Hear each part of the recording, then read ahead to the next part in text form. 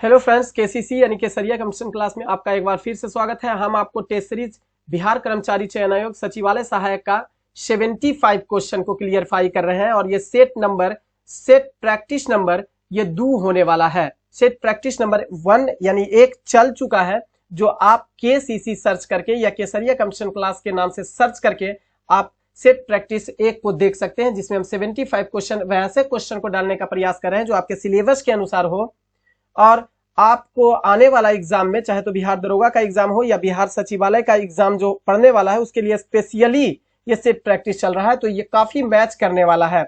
अगर ये 75 क्वेश्चन लगातार सेट प्रैक्टिस को अगर आप देखते हैं तो निश्चित तौर पर आप ऑफलाइन सेट मारे या ऑनलाइन सेट मारते होंगे, क्वेश्चन ज्यादा हद तक आपको मिलेगा। इसके अलावा आपका एग्जाम में भी ये मैचिंग क्वेश्चन मिलेगा। निश्चित तौर पर आपको अगर सेट प्रैक्टिस अच्छा खासा अगर देख लेते हैं केसीसी का, तो निश्चित तौर पर आपको बेनिफिट ही होगा। सेट प्रैक्टिस बनाने के कुछ नियमों को हम आपको बताते हैं, जिसमें से आप खासा ध्यान देंगे, क्योंकि मेरा ये खुद का एक्सपीरियंस है।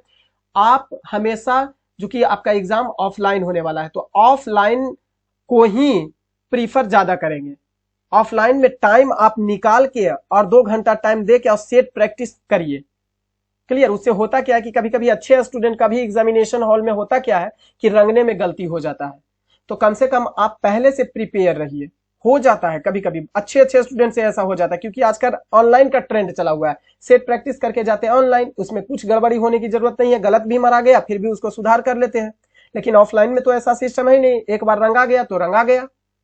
अतः आप ऑफलाइन को प्रीफर ज्यादा करेंगे, या टाइम निकाल के कम से कम 2-3 दिन पर एक वो ऑफलाइन सेट प्रैक्टिस जरूर कर लीजिएगा। अब जिनके पास टाइम नहीं है, उनके पास तो कोई ऑप्शन ही नहीं है, तो वो तो अपना ऑनलाइन ही सेट प्रैक्टिस करेंगे। बाकी वहां पे खासा ख्याल रखने की जरूरत पड़ती है जहां आप एग्जाम दे रहे होते हैं। एक गलती हो जाने के बाद आपका नंबरों का नुकसान हो जाता है। कभी कभी तो अच्छे स्टूडेंट्स का रोल नंबर रंगने में गलती हो जाता है।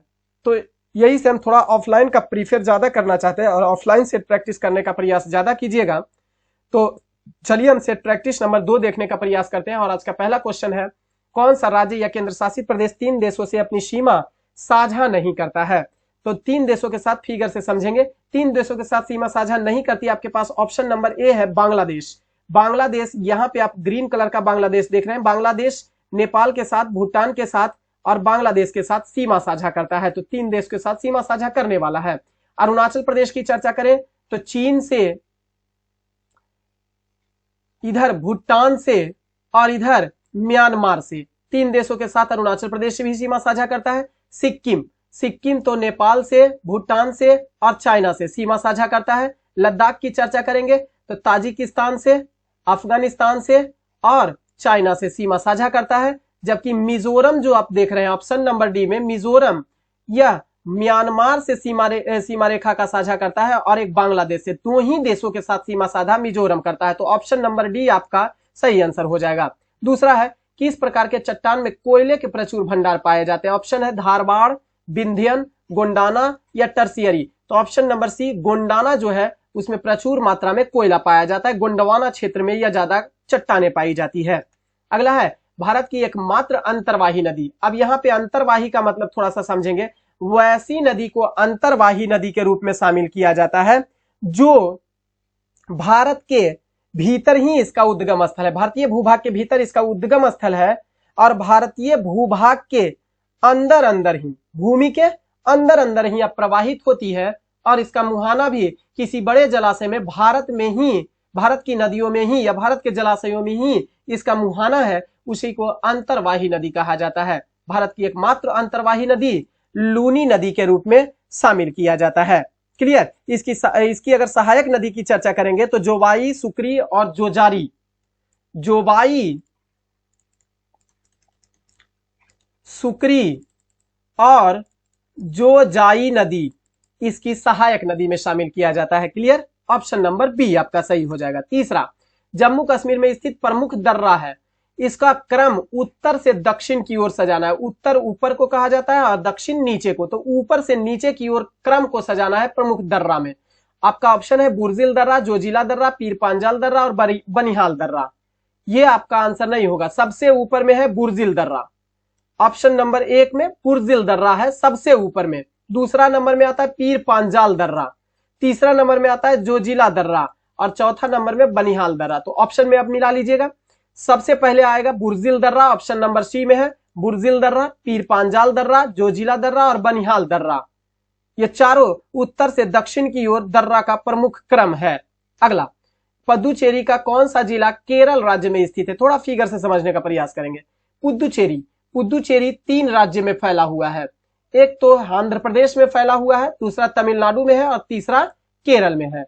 तो तीनों राज्य के पुदुचेरी के कुल 4 जिले स्थित हैं अलग अलग राज्य में। यमन की अगर चर्चा करेंगे तो यमन जो है वो आंध्र प्रदेश में है, एपी लिखेंगे, आंध्र प्रदेश में स्थित है। पुदुचेरी तो पुदुचेरी है ही। करई काल की अगर बात करेंगे तो करई काल जो है वो तमिलनाडु में है, तमिलनाडु में करई काल जिला है। और पुदुचेरी का माहे जिला जो है वो आप यहां देख रहे हैं, माहे जिला केरल में स्थित है। तो आपका ऑप्शन जो हो जाएगा ऑप्शन नंबर डी, माहे जिला जो है पुदुचेरी का वो केरल राज्य में स्थित है। अगला, किस राज्य में न्यूनतम दशकीय वृद्धि दर्ज की गई थी? न्यूनतम दशकीय वृद्धि दर्ज की गई थी। अब ध्यान देंगे 2011 की जनगणना की ओर अगर हम लोग ध्यान देते हैं तो दशकीय वृद्धि दर न्यूनतम रही थी। ना से याद रखिएगा न्यूनतम और ना से याद रखिएगा नागालैंड। क्वेश्चन ये भी पूछ देगा कि भारत का कौन सा ऐसा राज्य है जिसमें नेगेटिव वृद्धि दर्ज की गई थी जनसंख्या का, तो आप याद रखेंगे नागालैंड का। तो सबसे न्यूनतम वृद्धि दर जो थी वो नागालैंड राज्य का रहा था 2011 की जनगणना के अनुसार। इसमें वृद्धि दर कितना निगेटिव में चल गया था? 0.6% निगेटिव में चल गया था यहां वृद्धि दर। क्लियर? केरल की अगर चर्चा करेंगे तो वृद्धि दर यहां का रहा 4.9% रहा। इसके अलावा दशकीय वृद्धि की हम चर्चा कर रहे हैं, दशकीय वृद्धि की चर्चा, यानी 2001 की तुलना में 2011 में। और गोवा की अगर बात करेंगे हम लोग तो 8.2%। आंध्र प्रदेश की बात करेंगे तो 11% दशकीय वृद्धि दर्ज की गई थी। क्लियर? तो आपका ऑप्शन निकल के आता है नागालैंड में न्यूनतम दशकीय वृद्धि दर्ज की गई थी 2011 की जनगणना के अनुसार। अगला है, थॉर्नथवेट के जलवायु वर्गीकरण के अनुसार बिहार का अधिकांश भाग किस जलवायु वर्ग में रखा जाता है? तो जलवायु को अलग अलग रूप से विभिन्न क्षेत्रों को, विभिन्न प्रदेश को जलवायु के आधार पर बांटने वाले थॉर्नथवेट, वैज्ञानिक का नाम है थॉर्नथवेट, इन्होंने बिहार के अधिकांश भाग को CA-W के रूप में वर्गीकृत किया है। अब थोड़ा सा यहीं पर क्वेश्चन पूछता है कि व्लादिमीर कोपेन के अनुसार बिहार को, कोपेन डायरेक्ट देगा, कोपेन के अनुसार बिहार को किस जलवायु के अंतर्गत शामिल किया गया है? तो कोपेन के अनुसार CWG के रूप में वर्गीकृत किया गया है तथा AW के रूप में, CWG एवं AW के रूप में कोपेन के अनुसार बिहार को वर्गीकृत किया गया। CWG का मतलब होता है, समझ लेंगे, शुष्क शीत जलवायु प्रदेश, जबकि AW का मतलब होता है उष्ण कटिबंधीय आर्द्र जलवायु प्रदेश होता है। उसी में और क्वेश्चन पूछेगा कि त्रिवार्थी के अनुसार बिहार को 2 भाग में जलवायु में बांट दिया गया है। एक उत्तरी बिहार का जलवायु, एक दक्षिणी बिहार का जलवायु। तो उत्तरी बिहार के जलवायु को त्रिवार्थी के अनुसार CAW वर्ग में तथा दक्षिणी बिहार को त्रिवार्थी ने AW वर्ग में शामिल किया है। तो तीनों चीज याद रखेंगे, थॉर्नथवेट के अनुसार CA-W के रूप में, कोपेन के अनुसार CWG एवं AW के रूप में, और त्रिवार्थी को के अनुसार बिहार को 2 भाग में, उत्तरी भाग और दक्षिणी। तो उत्तरी भाग को CAW और दक्षिणी बिहार को AW के रूप में वर्गीकृत किया गया है। अगला क्वेश्चन, जनगणना 2011 के अनुसार बिहार के किस जिले में न्यूनतम लिंग अनुपात है? तो सबसे न्यूनतम लिंग अनुपात बिहार का रहा है, सबसे न्यूनतम लिंग अनुपात, सॉरी बिहार का, मुंगेर का रहा है। यहां पे आप फिगर में मुंगेर देख रहे होंगे, मुंगेर का लिंगानुपात सबसे न्यूनतम रहा है। क्लियर है? सबसे कम लिंगानुपात की चर्चा करेंगे तो रहेगा मुंगेर का। लिंगानुपात की अगर चर्चा करेंगे कि कितना रहा, तो 876 घटते क्रम में 876 यहां का लिंग अनुपात रहा था। लिंग अनुपात का मतलब प्रति 1000 महिला पर 876 पुरुष ही मौजूद हैं यहां पे। प्रति 1000 पुरुष पर 876 महिलाएं ही मात्र यहां पे स्थित है। तो सबसे न्यूनतम लिंगानुपात मुंगेर जिला का है। क्लियर। इसके बाद नंबर आता है भागलपुर का 880। इसके बाद आता है आपका खगड़िया का। क्लियर। खगड़िया का कितना, तो 886 रखेंगे। और इसके बाद अगर आता है तो शिवहर का 893 आता है। तो क्रम से याद रखें, मुंगेर का सबसे न्यूनतम, उसके बाद भागलपुर का, उसके बाद खगड़िया का, और तब शिवहर जिला का रहा है। अगला है कौन सा कथन इसमें से सही नहीं है। कौन सा कथन इसमें से सही नहीं है।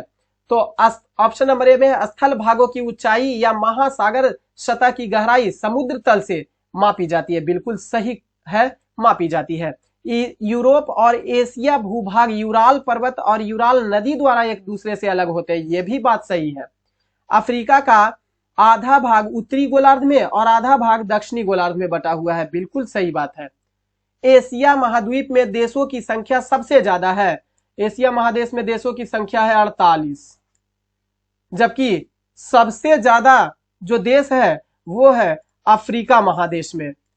अफ्रीका महादेश में देशों की संख्या कुल 54 देशों की संख्या में चर्चा करेंगे तो कुल 54 देश है अफ्रीका महादेश में। क्लियर। तो ध्यान रखेंगे एशिया में 48, तो सबसे अधिक ये वाला गलत हो जाएगा। एशिया महाद्वीप में सबसे अधिक देशों की संख्या नहीं है, बल्कि अफ्रीका महादेश में है। 54 देश है कुल और सबसे ज्यादा है। अगला क्वेश्चन है कौन सा देश स्थल रुद्ध देश इसमें से नहीं है। स्थल रुद्ध का मतलब क्या होता है, चारों तरफ से भूभाग से घिरा हुआ देश, यानी इसके चारों तरफ से कोई भी किनारा समुद्र तल से नहीं मिलता है, उसे स्थल रुद्ध देश कहा जाता है। स्थल ही स्थल चारों तरफ है। तो कौन सा है जो स्थल रुद्ध नहीं है, यानी समुद्र तल से मिला हुआ है उसका भाग, वो छांटना है। आपका फिगर भी यहां पे दिया हुआ है तो समझेंगे। बोलीविया है, पराग्वे है, कोलंबिया है। सबसे पहली बात, इन तीनों देश जो है वह दक्षिण अमेरिका महादेश में है। दक्षिण अमेरिका महादेश का हिस्सा है तीनों देश। अब देखेंगे बोलीविया कहां पे यहां पर स्थित है। बोलीविया यहां पे स्थित है और देख रहे हैं इसके चारों तरफ कौन कौन सा देश है। पराग्वे है, ब्राजील है, पेरू है और चिली है। यानी कोई भी एरिया इसका समुद्र तल से गिरा हुआ नहीं है। तो ये तो स्थल रुद्ध देश हो गया। दूसरा है पराग्वे। पराग्वे के चारों तरफ ब्राजील है, उसके बाद कौन है, अर्जेंटीना है, बोलीविया है। 3 देशों से घिरा हुआ, तो पराग्वे भी आपका स्थल रुद्ध देश आ गया। बाकी कोलंबिया रहा। कोलंबिया आपका यहाँ पे, कोलंबिया जो है वो समुद्र तल से घिरा हुआ देश है, इसलिए कोलंबिया स्थल रुद्ध देश के अंतर्गत शामिल नहीं किया जाएगा। Option number C. वैसे अगर 2 ही चीज आप याद रखेंगे, कि केवल ये याद रखेंगे दक्षिण अमेरिका महादेश में केवल 2 देश ऐसे हैं जो स्थल रुद्ध देश है, एक बोलीविया है और दूसरा पराग्वे है। तो बोलीविया और पराग्वे स्थल रुद्ध देश है, बाकी कोई भी ऑप्शन में रहेगा वो स्थल रुद्ध देश नहीं होगा। क्लियर। अगला, विश्व का सबसे ऊंचा जलप्रपात कौन सा है। एंजिल जलप्रपात किस नदी पर है, तो कैरोनी नदी पर स्थित है। एंजिल जलप्रपात कैरोनी नदी पर स्थित है, एंजिल जलप्रपात। क्लियर। अब देखेंगे यह वेनेजुएला देश में अगर पूछेगा तो वेनेजुएला में स्थित है। इसकी ऊंचाई की भी चर्चा करेगा तो 979 मीटर यह ऊंचा है। कैरोनी नदी पर स्थित 979 मीटर यानी 979 मीटर यह ऊंचा है। क्लियर। अगला नियाग्रा भी देख लेंगे थोड़ा सा। नियाग्रा जलप्रपात जो स्थित है वो कनाडा और यूएसए की सीमा पर, यूएसए प्लस कनाडा की सीमा पर नियाग्रा जलप्रपात है। विक्टोरिया जलप्रपात की अगर बात करेंगे तो जिम्बाब्वे में स्थित है विक्टोरिया जलप्रपात, जैम्बेजी नदी पर। याद रखेंगे जैम्बेजी नदी पर। जोग या गरसोप्पा जलप्रपात कहां स्थित है, भारत में स्थित है। भारत के कहां, कर्नाटक में स्थित है। इसी जलप्रपात को महात्मा गांधी जलप्रपात के नाम से भी जाना जाता है। तो ये भी ध्यान रखेंगे आप। आपका आंसर निकल के आया। सबसे ऊंचा जलप्रपात एंजिल जलप्रपात स्थित है। अगला, बिहार का कौन सा जिला क्षेत्रफल की दृष्टि से सर्वाधिक वन आवरण वाला जिला है? कैमूर जिला। ऑप्शन थोड़ा सा देखेंगे फिगर में, कैमूर जिला आपका यहाँ है, उत्तर प्रदेश से सटा हुआ कैमूर जिला। तो कैमूर जिला क्षेत्रफल के दृष्टिकोण से देखा जाए तो सबसे ज्यादा वन आवरण वाला है। यहाँ का वन आवरण की अगर चर्चा हम लोग करेंगे तो 1056.4 वर्ग किलोमीटर क्षेत्रफल में यहाँ पर वन फैला हुआ है। क्लियर? ये 2021 का वन रिपोर्ट के अनुसार है। अगला, 2011 की जनगणना के अनुसार भारत की सबसे बड़ी जनजाति कौन सी है? तो भील जनजाति सबसे बड़ी जनजाति है, भील जनजाति। इसकी कुल आबादी भारत में अगर देखा जाए तो 1,69,00,000 इसकी कुल आबादी है भील जनजाति की। तो सर्वाधिक बड़ी जनजाति भील जनजाति की है। और यह निवास कहां करती है? तो यह भारत के उत्तर भारत में, मध्य में और दक्षिण में यह निवास करती है। अगर बात की जाए गोंड जनजाति की तो दूसरी सबसे ज्यादा आबादी, दूसरी सर्वाधिक आबादी किसकी है? गोंड जनजाति की दूसरी सर्वाधिक आबादी है। अगला, जनगणना 2011 के अनुसार बिहार के किस जिले में न्यूनतम जनघनत्व है? न्यूनतम जनघनत्व है तो कैमूर जिला में न्यूनतम जनघनत्व है। जनघनत्व किसको कहा जाता है? कम जगहों पर ज्यादा लोग निवास कर, कम न्यूनतम यहां पर कह रहा है तो कम ज्यादा यहां पे भूमि है और जनघनत्व कम है, कम लोग वहां पे निवास कर रहे हैं। क्लियर है? उसे न्यूनतम जनघनत्व कहा जाता है। तो कैमूर का सबसे न्यूनतम जनघनत्व है बिहार के जिला में से। यहां प्रति वर्ग किलोमीटर अगर देखा जाए तो 488 व्यक्ति प्रति वर्ग किलोमीटर है। मात्र एक वर्ग किलोमीटर में मात्र 488 व्यक्ति ही कैमूर जिला में निवास करते हैं। तो सबसे न्यूनतम जनघनत्व यहां पर स्थित है। उसके बाद नंबर आता है जमुई का। जमुई में 568 व्यक्ति प्रति 1000 वर्ग किलोमीटर में निवास करते हैं, जबकि बांका में 674 व्यक्ति प्रति वर्ग किलोमीटर में निवास करता है। पश्चिमी चंपारण की बात कर लेंगे तो 759 वर्ग किलोमीटर व्यक्ति प्रति वर्ग किलोमीटर निवास करता है। तो कैमूर जिला में कभी क्वेश्चन अगर आंकड़ा पूछ भी देगा, आंकड़ा संबंधित क्वेश्चन पूछता है कि 2011 के अनुसार कैमूर जिला का जनघनत्व कितना रहा है, तो 488 व्यक्ति प्रति वर्ग किलोमीटर, जो पूरे बिहार में सबसे न्यूनतम जनघनत्व वाला जिला है कैमूर जिला। दूसरा स्थान किसका है? जमुई का। और तीसरा स्थान बांका का। चौथा स्थान पश्चिमी चंपारण का। अगला, सबसे प्राचीन बौद्ध ग्रंथ कौन सा है? ऑप्शन है दीपवंश, महावंश, मिलिंदपन्हो या त्रिपिटक।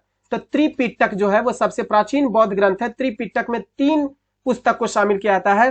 पहला है सुत्त पिटक, दूसरा है विनय पिटक और तीसरा है अभिधम्म पिटक। अभिधम्म पिटक। क्लियर? तो सबसे प्राचीन जो बौद्ध ग्रंथ है वो सुत्त पिटक है। अगला, दक्षिण भारत में किस वंश का शासनकाल पाल एवं प्रतिहार वंश के समकालीन रहा था? राष्ट्रकूट, जिसकी स्थापना दंती दुर्ग के द्वारा 752 ईस्वी में किया गया था। अगला, बाबर ने अपनी आत्मकथा लिखा था, हालांकि बाबर ने अपनी आत्मकथा तुजूक ए बाबरी के नाम से लिखा था। ये तो अब्दुल रहीम खाना के द्वारा बाबरनामा के नाम से इसकी रचना फारसी भाषा में किया गया था। क्लियर? तो बाबरनामा में किस हिंदू शासक का उल्लेख किया गया है? जनरली इसमें क्वेश्चन पूछता है कि बाबर ने अपनी आत्मकथा में किस हिंदू शासक की चर्चा नहीं की है, तो गुजरात के हिंदू शासक की चर्चा नहीं की है। बाकी की है किसका? मेवाड़ का और विजयनगर का। तो ऑप्शन नंबर आपका हो जाएगा ए और बी, यानी ऑप्शन डी हो जाएगा। मेवाड़ की चर्चा किया है और विजयनगर के शासक की चर्चा किया है। अगला, औरंगजेब की मृत्यु के समय मुगल साम्राज्य में कुल कितने प्रांत थे? तो कुल 21 प्रांत थे। अगला, किसानों को अपने को न सिर्फ विदेशी गुलामी से बल्कि भू स्वामित्व एवं पूंजीपतियों की गुलामी से भी मुक्त करना होगा। यह कथन किसका है? यह कथन ऑप्शन नंबर ए में महात्मा गांधी का, सहजानंद सरस्वती का, भगत सिंह का या बाल गंगाधर तिलक के द्वारा। तो भगत सिंह का यह कथन है कि किसानों को अपने को न तो सिर्फ विदेशी गुलामी से बल्कि भू स्वामित्व एवं पूंजीपतियों की गुलामी से भी मुक्त करना होगा।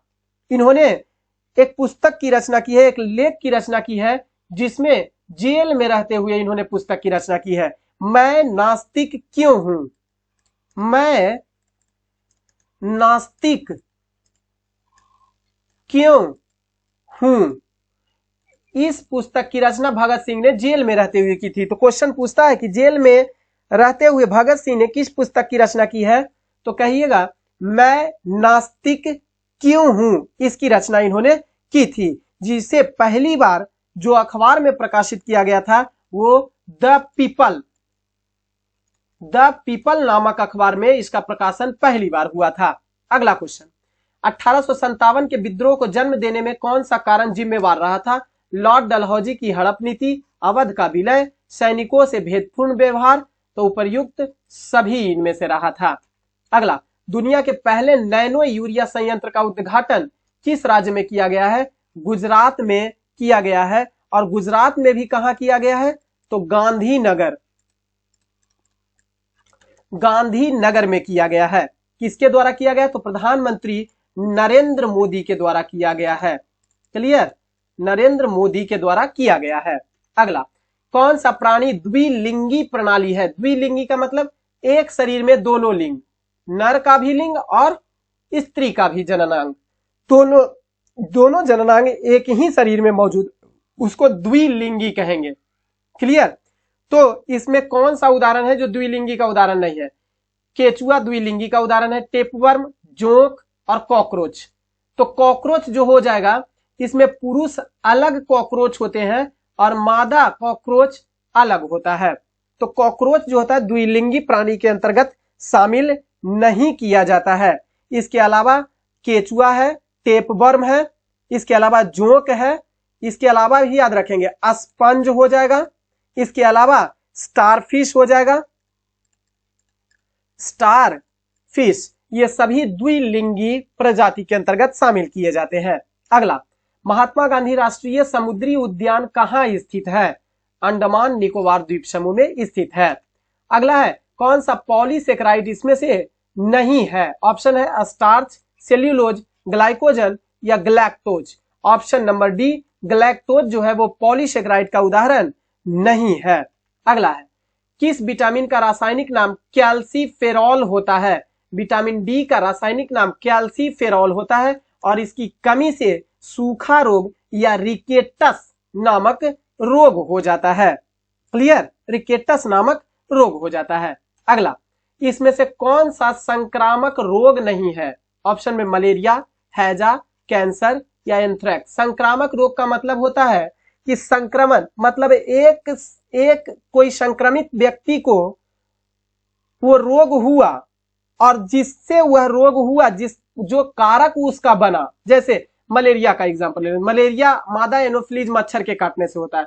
अब ये कोई संक्रमित व्यक्ति को मच्छर काटा और यही मच्छर फिर अगले व्यक्ति, किसी स्वस्थ व्यक्ति को जब काट लेगा तो ऐसे स्थिति में दूसरे व्यक्ति को जो काटा उसको भी मलेरिया से प्रभावित कर देगा। तो इसे ही, ऐसे रोग को ही संक्रामक रोग कहा जाता है जो एक से दूसरे में फैलता है। तो संक्रामक रोग हो जाता है। तो इसमें से कौन सा संक्रामक नहीं है? कैंसर किसी भी प्रकार का संक्रामक रोग नहीं होता है। चुंबकीय क्षेत्र की तीव्रता की इकाई क्या होती है? तो चुंबकीय क्षेत्र के तीव्रता की इकाई होता है टेस्ला। वेबर किसकी इकाई होती है? तो ध्यान देंगे, चुंबकीय फ्लक्स की इकाई जो होती है वो वेबर होता है। ल्यूमेन जो होता है वह ज्योति फ्लक्स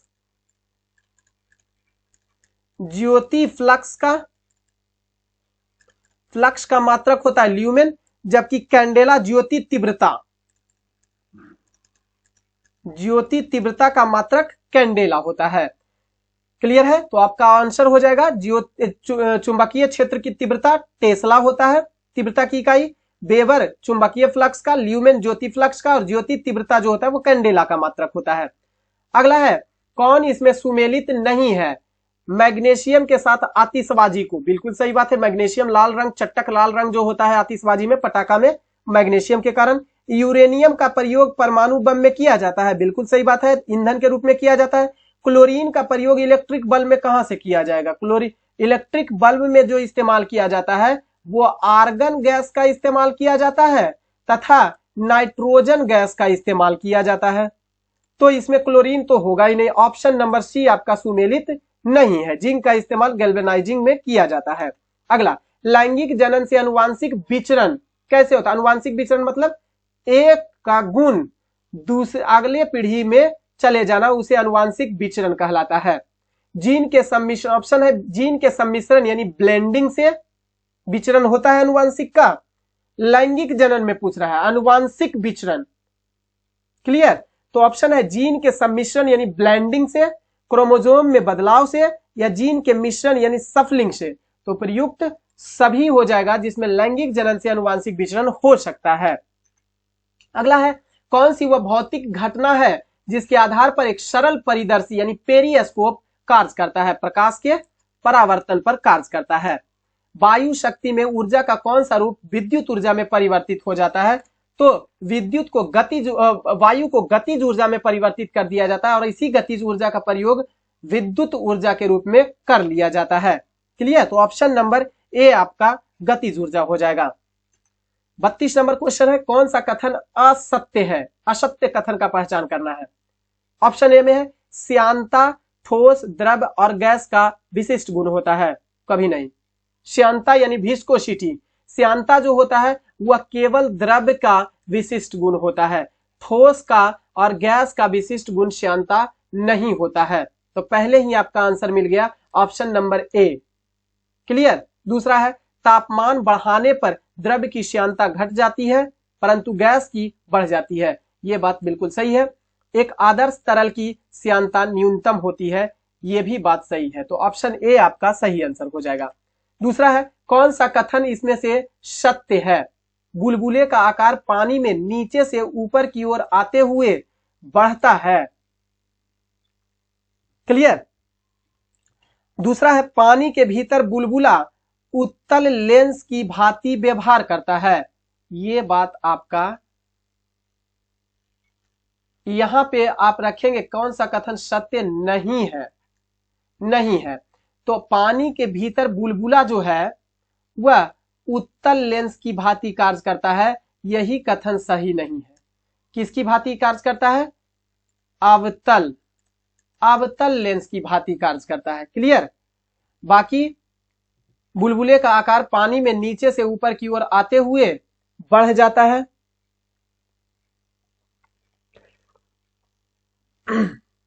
तो आपका आंसर निकल जाएगा ऑप्शन नंबर बी, पानी के भीतर बुलबुला यानी अवतल बुलबुला जो है वो उत्तल लेंस की भांति व्यवहार करता है। ये बात गलत है, ये बात गलत है। कथन सत्य ये नहीं है, उत्तल लेंस की भांति व्यवहार नहीं करता है बल्कि अवतल लेंस की भांति व्यवहार करता है। तो ऑप्शन नंबर बी हो जाएगा। अगला है इनमें कौन सा एक प्राकृतिक बहुलक का उदाहरण नहीं है? ऊन तो प्राकृतिक बहुलक है, रेशम प्राकृतिक बहुलक है और चमड़ा भी है प्राकृतिक से प्राप्त होता है। लेकिन नायलॉन जो है वह एक कृत्रिम बहुलक का उदाहरण है, इसे प्रयोगशाला में कृत्रिम रूप से बनाया जाता है नायलॉन का। क्लियर? तो नायलॉन एक प्राकृतिक बहुलक ना होकर कृत्रिम बहुलक का उदाहरण है, ऑप्शन नंबर सी। अगला, हाइड्रोजन को जलने पर क्या बनेगा? तो हाइड्रोजन को जब हम जलाएंगे तो पानी की प्राप्ति होती है। ऑप्शन है ऑक्सीजन, राख, कार्बन डाइऑक्साइड या जल। तो आपका हो जाएगा जल यानी पानी। अगला है प्रच्छन्न बेरोजगारी का सामान्यतः अर्थ क्या होता है? प्रच्छन्न बेरोजगारी का मतलब होता है छुपी हुई बेरोजगारी। ध्यान देंगे, छुपी बेरोजगारी, छुपी हुई बेरोजगारी इसे कहा जाता है। मतलब ऐसा बेरोजगारी जिसमें देखने में तो बहुत सारे आदमी की आवश्यकता, वहां पर बहुत सारे मजदूर की आवश्यकता वहां पर है, लेकिन दरअसल ऐसा है नहीं। बहुत सारा मजदूर वहां लगा हुआ है लेकिन आपको आउटपुट काम जो निकल के सामने आ रहा है वो शून्य निकल के सामने आ रहा है। लोग बहुत सारे लगे हुए हैं, हालांकि उतना लोग को काम नहीं है जितना लोग उसमें लगे हुए हैं और आउटपुट निकल के आ रहा है शून्य। तो ऐसे स्थिति को हम लोग कहेंगे, आपका ऑप्शन दिया हुआ है लोग बड़ी संख्या में बेरोजगार रहते हैं, नहीं, रोजगार में तो लगे हुए हैं लेकिन काम आउटपुट नहीं आ रहा है, उत्पादकता उसका शून्य हो जा रहा है।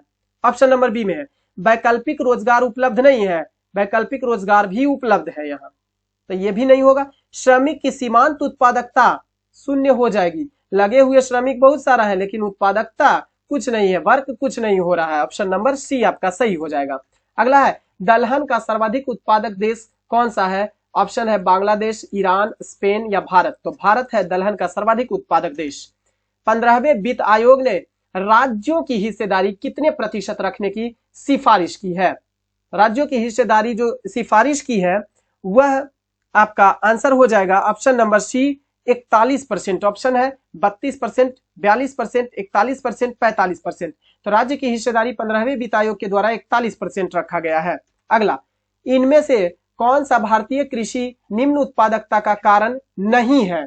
भारतीय कृषि की निम्न उत्पादकता यानी कौन सा कारक है जो भारत में जो कृषि होता है वह बहुत कम ही उत्पादन हो पाता है, इसका मुख्य कारण क्या इसमें से नहीं है? तो जनसंख्या का दबाव नहीं है, ये तो है, इसी के कारण निम्न उत्पादकता है, जनसंख्या बढ़ते जा रहा है, उतना रूप से उत्पादन नहीं हो पा रहा है, तो ये तो सही है। सहकारी कृषि, प्रच्छन्न बेरोजगारी और भूजोत का छोटा आकार, जनसंख्या बढ़ रही है तो भूजोत छोटा होता जा रहा है। प्रच्छन्न बेरोजगारी यानी छुपी हुई बेरोजगारी मौजूद है भारत में, यानी ये तीनों कारक है, लेकिन सहकारी कृषि जो है वो निम्न उत्पादकता का कारण नहीं है। तो ऑप्शन नंबर बी हो जाएगा सहकारी कृषि। अगला है हाल ही में आयोजित आईपीएल 2022 का खिताब किस टीम ने जीत लिया है? गुजरात टाइटंस के द्वारा जीता गया है और यह गुजरात टाइटंस जो है वह किसको हराया? राजस्थान रॉयल्स को डिफीट किया था, राजस्थान रॉयल्स को यह हराया था गुजरात टाइटंस। क्लियर? अगला, बिमस्टेक से संबंधित निम्नलिखित में से कौन सा कथन सही नहीं है? यानी 3 कथन सही दिया हुआ है, एक कथन इसमें से गलत होगा कोई। बिमस्टेक की स्थापना 6 जून 1997 को हुई थी, ये बात बिल्कुल सही है। बिमस्टेक की स्थापना 6 जून 1997 को हुई थी। इसका मुख्यालय ढाका में है, ये भी बात सही है। तीसरा ऑप्शन है यह दक्षिण एशिया और दक्षिण पूर्व एशिया के बीच संपर्क प्रदान करता है, ये भी बात सही है।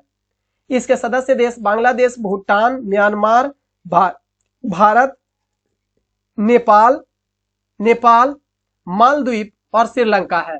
थोड़ा सा ध्यान देंगे, यहां पर इस मालदीव नहीं है, मालदीव के स्थान पर याद रखेंगे थाईलैंड, थाईलैंड इसका देश है। तो ऑप्शन डी आपका सही कथन नहीं है, मालदीव इसमें शामिल कर दिया जो कि नहीं है, इसके स्थान पर थाईलैंड है। Option number D. अगला है भारत की प्रथम महिला सांसद कौन थी? ऑप्शन है राजकुमारी अमृत कौर, राधाबाई सुब्रायन, रजिया सुल्तान या Sucheta Kripalani. Option number B हो जाएगा राधाबाई सुब्रायन। अगला है मार्च 2022 में 5वीं संयुक्त राष्ट्र पर्यावरण सभा का समापन कहां किया गया? ऑप्शन है Nai Delhi, Nairobi, Angola, Abu Dhabi. Nairobi में संपन्न किया गया 5वीं संयुक्त राष्ट्र पर्यावरण सभा। अगला है नेपाल की संसद का नाम क्या है? नेपाल की संसद का नाम ऑप्शन नंबर है जातीय संसद, जातीय संसद बांग्लादेश का है, बांग्लादेश का है। राष्ट्रीय पंचायत की चर्चा करेंगे तो नेपाल का संसद राष्ट्रीय पंचायत कहलाता है। सोंगडू याद रखेंगे, सोंगडू जो है वह भूटान की संसद का नाम है, भूटान की संसद का, जबकि संसद जो है वह भारत की संसद है। क्लियर? तो ऑप्शन नंबर बी राष्ट्रीय पंचायत नेपाल की है। अगला, अंतरराष्ट्रीय श्रम संगठन आईएलओ इंटरनेशनल लेबर ऑर्गेनाइजेशन का गठन कब किया गया था? ऑप्शन है 11 अप्रैल 1919, 11 अप्रैल 1921, 25 दिसंबर 1925 या 7 सितंबर 1920 ईस्वी। 11 अप्रैल 1919 ईस्वी में अंतरराष्ट्रीय श्रम संगठन की स्थापना किया गया था। इसका मुख्यालय कहाँ स्थित है? जेनेवा में इसका मुख्यालय स्थित है, और जेनेवा कहाँ है? स्विट्जरलैंड में। क्लियर? इसका मुख्यालय स्विट्जरलैंड के जेनेवा में स्थित है। 11 अप्रैल 1919 ईस्वी को आईएलओ की स्थापना हुई थी। अगला, विश्व पर्यावरण दिवस कब मनाया जाता है? ऑप्शन 5 जून, 21 जून, 11 जुलाई और 5 जुलाई। ऑप्शन नंबर ए 5 जून होगा, विश्व पर्यावरण दिवस मनाया जाता है। विश्व पर्यावरण दिवस 2022 का थीम जो रहा था वो रहा था only one earth, only one earth यानी केवल पृथ्वी, हिंदी में कहेंगे तो केवल पृथ्वी इसका थीम रहा था 2022 का पर्यावरण दिवस का, और इंग्लिश में वनली वन अर्थ रहा था। अगला है कांचीपुरम का मंदिर किस शहर में अवस्थित है? तो कांचीपुरम तमिलनाडु में स्थित है, चेन्नई में स्थित है। अगला, भारतीय संविधान के किस अनुसूची में शपथ ग्रहण की चर्चा किया गया है? भारत ऑप्शन नंबर ए में है अनुसूची 1 में, तो अनुसूची 1 में भारत एवं इसके घटक राज्यों के बारे में चर्चा किया गया है। अनुसूची 4 की अगर बात किया जाए, अनुसूची 3 की अगर बात ऑप्शन में दिया हुआ अनुसूची 4, अनुसूची 3 और अनुसूची 2, तो अनुसूची 3 में शपथ ग्रहण की चर्चा किया गया है, ऑप्शन नंबर सी। अगला, भारत के संविधान में केंद्र और राज्य के बीच किया गया शक्तियों का विभाजन इनमें से किसमें उल्लेखित योजना के आधार पर किया गया है? ऑप्शन है मार्ले मिंटो सुधार 1909 ईस्वी, मॉन्टेक्यू चेम्सफोर्ड अधिनियम 1919 ईस्वी, भारत सरकार अधिनियम 1935 ईस्वी, या उपयुक्त में से कोई नहीं। तो भारत के संविधान में केंद्र और राज्य के बीच में जो विभाजन किया गया है शक्तियों का, वो भारत सरकार अधिनियम 1935 ईस्वी के तहत किया गया है। अगला क्वेश्चन है, संविधान सभा के चुने गए पहले अस्थाई अध्यक्ष कौन थे? तो डॉक्टर राजेंद्र प्रसाद पहले अस्थाई अध्यक्ष थे। 11 दिसंबर 1946 ईस्वी को संविधान सभा की दूसरी बैठक होती है और इस दूसरी बैठक में अस्थाई अध्यक्ष के रूप में डॉक्टर राजेंद्र प्रसाद को अस्थाई अध्यक्ष के रूप में चुन लिया जाता है। क्लियर? जबकि पहले अस्थाई अध्यक्ष डॉक्टर सच्चिदानंद सिन्हा को चुना गया था। अगला, किस व्यक्ति ने संविधान की प्रस्तावना को राजनीतिक जन्म पत्री कहा है? राजनीतिक जन्म पत्री या जन्म कुंडली कहा है, तो वह के एम मुंशी, ऑप्शन 1 में है के M Munshi, Rajendra Prasad, B N Rao या कृष्ण स्वामी अय्यर। ऑप्शन 1 के एम मुंशी ने भारत की प्रस्तावना को राजनीतिक जन्म पत्री कहा है, जन्म कुंडली कहा है। अगला, निम्नलिखित में से कौन सा सुमेलन नहीं किया गया है, यानी गलत सुमेलित है? ऑप्शन आपके पास है 129 में सर्वोच्च न्यायालय एवं अभिलेख न्यायालय की चर्चा किया गया है, बिल्कुल सही है।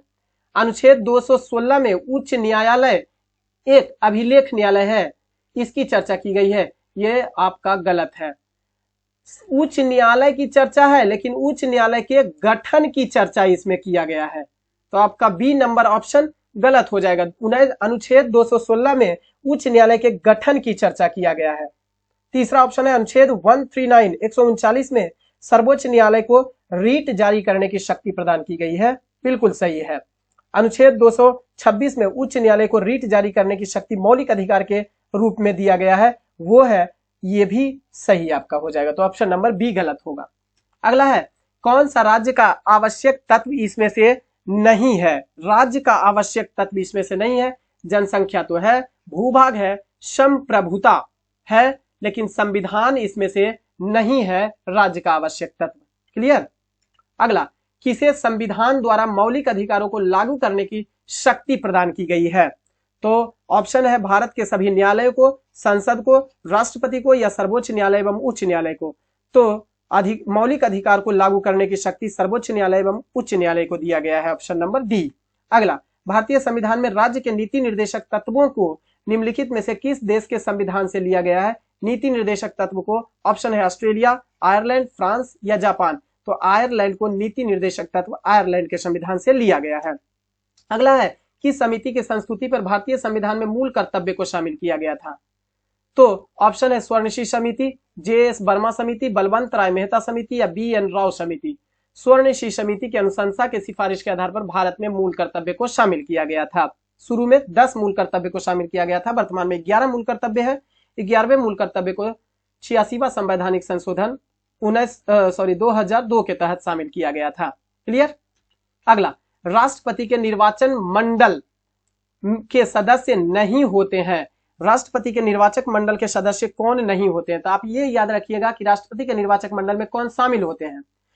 तो संसद के निर्वाचित सदस्य, संसद का निर्वाचित सदस्य का मतलब लोकसभा एवं राज्यसभा, लोकसभा प्लस राज्यसभा के निर्वाचित सदस्य, कौन? निर्वाचित सदस्य, तथा विभिन्न राज्यों के निर्वाचित सदस्य एवं दिल्ली एवं पुदुचेरी 2 केंद्र शासित प्रदेश के विधानसभाओं के निर्वाचित सदस्य इसमें हिस्सा लेते हैं। क्लियर? तो इसमें से कौन सदस्य हैं जो शामिल नहीं किए जाते हैं? तो दिल्ली पुदुचेरी विधानसभाओं के सभी सदस्य यहां दिया हुआ है, ऑप्शन नंबर सी में सभी सदस्य दिया हुआ है, नहीं केवल निर्वाचित सदस्य। क्लियर? ध्यान रखेंगे, राष्ट्रपति के निर्वाचक मंडल में केवल निर्वाचित सदस्य हिस्सा लेते हैं। वो संसद के निर्वाचित सदस्य होते हैं, राज्य के विधानसभाओं के निर्वाचित सदस्य और 2 केंद्र शासित प्रदेश दिल्ली एवं पुदुचेरी के विधानसभा के निर्वाचित सदस्य होते हैं। तो ऑप्शन नंबर सी आपका गलत हो जाएगा। अगला है मंत्रिपरिषद व्यक्तिगत रूप से किसके प्रति उत्तरदायी होता है? मंत्रिपरिषद व्यक्तिगत रूप से राष्ट्रपति के प्रति। क्यों? क्योंकि मंत्रिपरिषद के प्रत्येक सदस्य को शपथ ग्रहण कौन दिलवाता है? राष्ट्रपति। तो राष्ट्रपति के प्रति उत्तरदायी होते हैं व्यक्तिगत रूप से। लेकिन मंत्रिमंडल सामूहिक रूप से क्वेश्चन पूछ दे, सामूहिक रूप से, तो लोकसभा के प्रति उत्तरदायी होते हैं। किसको? सामूहिक रूप से अगर पूछ दे तो लोकसभा के प्रति। अगला है निम्नलिखित में से कौन संसद के दोनों सदनों की संयुक्त बैठक की अध्यक्षता करता है? दोनों सदन के संयुक्त अधिवेशन के बैठक की अध्यक्षता इसमें से कौन करता है? तो लोकसभा का अध्यक्ष, ऑप्शन नंबर बी लोकसभा का अध्यक्ष। अगला है समष्टि अर्थशास्त्र यानी माइक्रो इकोनॉमिक्स, समष्टि अर्थशास्त्र का जनक किसे माना जाता है? क्लियर? ऑप्शन है Adam Smith, Alfred Marshall, J.M.. Keynes या कौटिल्य। जे.एम. किन्स को समष्टि अर्थशास्त्र का जनक माना जाता है। अगला है घटनाओं के क्रम के घटते क्रम के अनुसार आपको सजाना है, घटते क्रम के अनुसार आपको सजाना है। क्लियर? तो देखेंगे पहला ऑप्शन दिया हुआ है गॉडगिल योजना। गॉडगिल योजना के बारे में चर्चा करेंगे। तो गॉडगिल योजना 1969 से 74 ईस्वी में ये जब चतुर्थ पंचवर्षीय योजना हुआ था तो गॉडगिल फॉर्मूला पर आधारित था। रोलिंग प्लान की अगर यदि जो हम बात करेंगे, रोलिंग प्लान की अगर हम बात करेंगे तो रोलिंग प्लान की अगर हम बात करेंगे तो यह 1978 से 80 के दौरान रोलिंग प्लान चला। अवकाश योजना की बात करेंगे तो 1966 से 1969 तक चला था। पीसी महालनोबिस योजना की अगर हम बात करेंगे तो द्वितीय पंचवर्षीय योजना जो 1956 से 61 तक चला था, यह रहा था पीसी महालनोबिस मॉडल पर आधारित। तो आप इसको घटते हुए क्रम के अनुसार सजाएंगे तो आपका आंसर आ जाएगा ऑप्शन नंबर सी, पहले 4 56 से 61, उसके बाद 3 66 से 69, उसके बाद 1 69 से 74, उसके बाद रोलिंग प्लान आया। अगला है भारतीय संविधान का अभिभावक किसे कहा जाता है? तो भारतीय संविधान का अभिभावक जो होता है वो सर्वोच्च न्यायालय को, ऑप्शन नंबर डी सर्वोच्च न्यायालय को कहा जाता है। किस समिति ने त्रिस्तरीय पंचायती राज्य व्यवस्था की सिफारिश की है? ऑप्शन में है अशोक मेहता समिति, बलवंत राय मेहता, जेबी के राव समिति या एल.एम. सिंघवी समिति। तो याद रखेंगे त्रिस्तरीय पंचायती यानी ग्राम पंचायत, पंचायत समिति और जिला परिषद त्रिस्तरीय। तो त्रिस्तरीय में पहला स्तरीय याद रखने के लिए बलवंत, दूसरा स्तरीय में राय और तीसरा स्तरीय में मेहता। तो बलवंत राय मेहता त्रिस्तरीय पंचायती राज व्यवस्था को लागू करने के लिए समिति थी। अगला है भारत सरकार ने पर्यावरण संरक्षण अधिनियम लागू किया था। कब लागू किया था? 1986 में, 1987, 88 या 1990 में। तो ऑप्शन नंबर ए 1986 ईस्वी में पर्यावरण संरक्षण अधिनियम को लागू किया गया था भारत सरकार के द्वारा। अगला है आंतरिक सुरक्षा अकादमी कहाँ अवस्थित है? आंतरिक सुरक्षा अकादमी जो है वह माउंट आबू पर्वत, ऑप्शन नंबर ए में माउंट आबू पर्वत पर स्थित है। अगला प्रिंस ऑफ वेल्स कप किस खेल से संबंधित है? तो प्रिंस ऑफ वेल्स कप जो है वो गोल्फ, ऑप्शन नंबर ए में गोल्फ, पोलो, जिम्नास्टिक या ब्रिज। तो ऑप्शन नंबर ए गोल्फ से संबंधित है। अगला है बिहार में बाढ़ के कारणों में से कौन सही इसमें से नहीं है?